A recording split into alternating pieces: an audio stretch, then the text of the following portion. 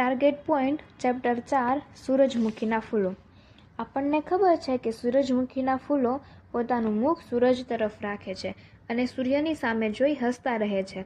તમે જાણો છો કે વરસાદના દિવસો હોય કે પછી વાદળિયું હવામાન હોય, સૂરજ પૂર્ણ રીતે વાદળ પાછળ ઢંકાયેલો હોય ત્યારે સૂરજમુખીના ફૂલો શું કરે છે? તેમાં કુદરતની કમાલ છુપાયેલી છે.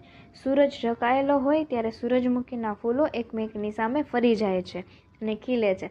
ત્યારે સૂરજ જેવા રૂપમાંથી શક્તિ મેળવે છે ને કુદરતની કમાલ.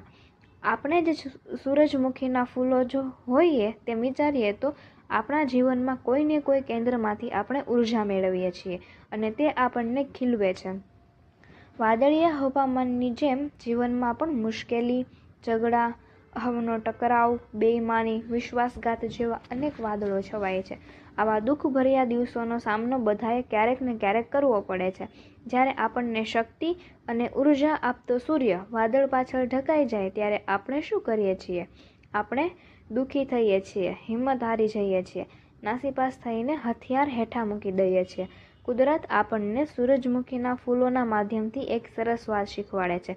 જ્યારે આપણે દુઃખ, પીડા અનુભવીએ, નિરાશા, હતાશ થઈ જઈએ, આપણું ઉર્જાનું કેન્દ્ર વાદળ પાછળ હોય ત્યારે જાતની સામે જુઓ, પોતાની અંદર ઝાંખો. તમારી પોતાની અંદર પણ ઉર્જાનો સ્ત્રોત છે. તેમાંથી શક્તિ મેળવીને અન્ય પ્રિયજનોને પણ આપો. નિરાશા, હતાશા, દુઃખની લાગણી ખંખેરી નાખવી જરૂરી છે, કારણ કે લાંબે ગાળે તે કાયમી ઉદાસીમાં ફેરવાઈ જાય છે. સૂર્ય વાદળ પાછળ ઢંકાય છે ત્યારે સૂરજમુખી નિરાશ થઈ નમી જતું નથી, મુરઝાતું નથી.